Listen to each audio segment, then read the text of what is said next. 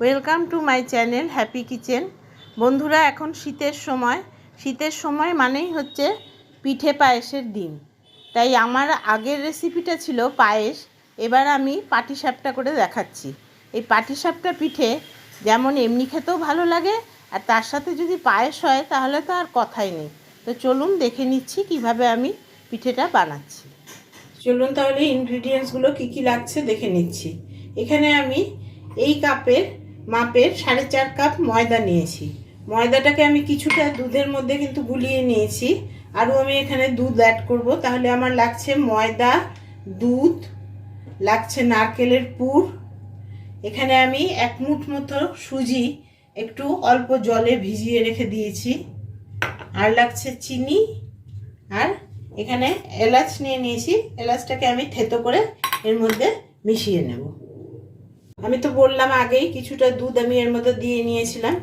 এবার ভালো করে একবারে দুধ মেশাবো না, তাহলে ময়দাটা দলা দলা হয়ে যাবে। তো আমি কিছুটা ভালো করে মিশিয়ে নিই, তারপরে আমি আবার এখানে দুধ অ্যাড করব। আর আমি এখানে পুরোটাই দুধ দিয়ে করছি। আপনারা ইচ্ছা করলে এটা শুধু জল দিয়েও করতে পারেন বা দুধ জল মিশিয়েও করতে পারেন, তবে পুরো দুধ দিয়ে করলে তার টেস্টটাই আলাদা হবে। চিনিও আমি এখানটা ওইরকম 1 কাপের 1.25 কাপ মতন এখানে আমি চিনি অ্যাড করেছি। আমি যেহেতু ননস্টিকে করব, সেহেতু আমার এখানে চিনি যদি বেশিও হয়ে যায় তাহলে কোনো অসুবিধা নেই। কিন্তু যারা ননস্টিক ছাড়া করবে তাদের কিন্তু চিনিটা একটু বুঝে দিতে হবে। চিনি যদি বেশি হয়ে যায় তাহলে কিন্তু পিঠেটা ঠিক মতন উঠবে না, লেগে যাবে তাওয়ার মধ্যে। তবে ননস্টিকে করলে সেই প্রবলেমটা নেই। এর মধ্যে আমি আর একটু দুধ অ্যাড করব, দিয়ে এবার ব্যাটারটাকে বানিয়ে নেব। আর আমি যে এখানে সুজিটা ভিজিয়ে রেখেছিলাম, সেই সুজিটা আমি একদম জল সোক করে নিয়েছে সুজি, তো এটা আমি অ্যাড করছি এবারেতে। সুজিটা আগের থেকে ভিজিয়ে রাখার কারণ হচ্ছে, বেশিক্ষণ কিন্তু আমি ভিজাইনি, সুজিটা আমি ভিজিয়ে রেখেছিলাম 10 মিনিট মতন। তাহলে সুজিটা জল টেনে নিল। এখন এর মধ্যে আমি মেশালে পরে সুজিটা আর এক্সট্রা দুধটা টানবে না। আর দ্বিতীয়ত পিঠেটাও কিন্তু খুব সুন্দরভাবে নরম হবে, শক্ত হবে না। এবার যে এলাচগুলো রেখেছিলাম সেটা আমি এখানে থেতো করে দিয়ে দিচ্ছি। এটা আপনারা ইচ্ছা করলে হাতের কাছে থাকলে দিতে পারেন, নাও দিতে পারেন। তবে এলাচের গন্ধ তো খুবই সুন্দর হয় এবং পিঠেটা দিয়েও খুব সুন্দর একটা গন্ধ পাওয়া যাবে, সেই জন্যই আমার দেওয়া। এবার এটাকে আমি মিশিয়ে নেব ভালো করে। এবার ব্যাটারটার কীরকম কনসিস্টেন্সি হবে সেটা আমি আপনাদেরকে দেখিয়ে দিচ্ছি। এই যে এরকম ধরনের হবে, খুব পাতলাও হবে না, আবার খুব গাঢ়ও হবে না।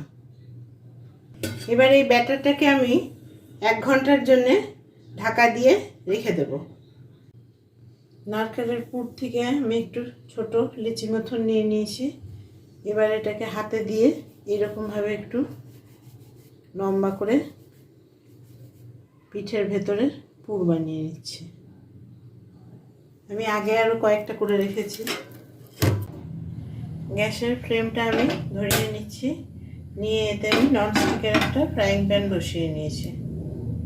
আর এদিকে 1 ঘন্টা পরে আমি এটা যে ঢাকা দিয়ে রেখেছিলাম, এবার এটাকে আমি ঢাকনাটাকে তুলে নিলাম, নিয়ে ব্যাটারটাকে আরেকবার ভালো করে মিশিয়ে নেব। ফ্রাইং প্যানটা গরম হয়ে গেছে। এবার এতে আমি ব্রাশ দিয়ে খুব সামান্য তেল ব্রাশ করে নিচ্ছি। যদি আপনাদের কাছে এরকম ব্রাশ না থাকে তাহলে বেগুনের বোটা কেটে সেটাও তেলের মধ্যে লাগিয়ে এইভাবে প্যানের মধ্যে লাগিয়ে নিতে পারেন। এবার আমি দিয়ে দিচ্ছি এর মধ্যে 1 হাতা ব্যাটার। গ্যাসের ফ্লেমটা কিন্তু আমার একদম লো করা আছে। এবার আমি ভালো করে এটাকে এইভাবে ব্যাটারটাকে ঘুরিয়ে একটু ছড়িয়ে নেব। ব্যাটারটাকে আমি ভালো করে ঘুরিয়ে ছড়িয়ে নিলাম। লো ফ্লেমে কিন্তু আমি পিঠেটা করব। উপরের এই ব্যাটারের অংশটা শুকানো অবধি আমি অপেক্ষা করব। উপরের পোর্শনটা শুকিয়ে গিয়েছে। এবার এতে আমি যে পুরের যে একটা লম্বা মতন তৈরি করে রেখেছিলাম পুরটাকে, সেটাকে আমি ভেতরে দিয়ে দিলাম। দিয়ে এবার এটাকে ফোল্ড করব। পাটি যেভাবে ফোল্ড করে সেইভাবে ফোল্ড করা বলেই এই পিঠাটার নাম কিন্তু পাটিসাপটা হয়েছে। আমি বলেছিলাম যে মিষ্টি বেশি হলেও যদি বেশিও হয় ননস্টিকে কিন্তু লাগার প্রশ্নই নেই। যদি আমার এখানে মিষ্টি পারফেক্ট হয়েছে একদম। আর যদি আপনারা, আবার বলে দিচ্ছি, যদি আপনারা ননস্টিক ছাড়া অন্য কিছুতে করতে নেন, অন্য কোনো ফ্রাইং প্যানে, তাহলে কিন্তু অবশ্যই মিষ্টিটা খুব লক্ষ্য রাখতে হবে। বেশি মিষ্টি হয়ে গেলে কিন্তু অন্য কোনো ফ্রাইং প্যান বা তাওয়াতে, রুটির তাওয়াতে কিন্তু উঠবে না। খুব হালকা মিষ্টি দিয়ে করতে হবে ব্যাটারটা। তৈরি হয়ে গেল আমার একটা পিঠে।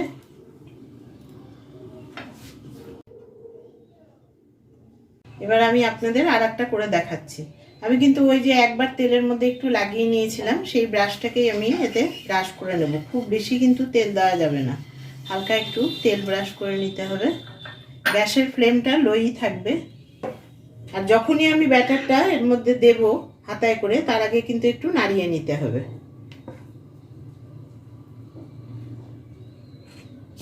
আবার এখানে দিয়ে দিচ্ছি আমি 1 হাতা ব্যাটার, দিয়ে আগের মতনই আমি প্যানটাকে ভালো করে ঘুরিয়ে ছড়িয়ে নেব ব্যাটারটাকে।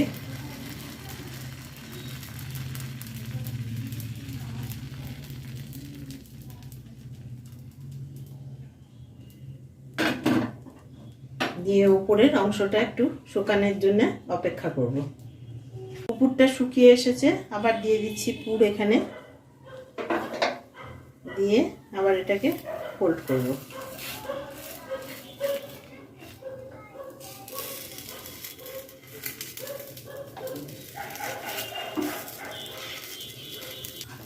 ফোল্ড করে নেওয়ার পরে একটু এরকম করে মাঝখানে একটু চেপে দেব,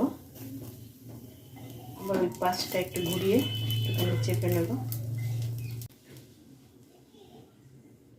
তৈরি হয়ে গেছে আমার দ্বিতীয় পিঠাটাই। আমি এইভাবে প্রত্যেকটা পিঠাই বানিয়ে নেব। তৈরি হয়ে গেছে আমার পাটিসাপটা।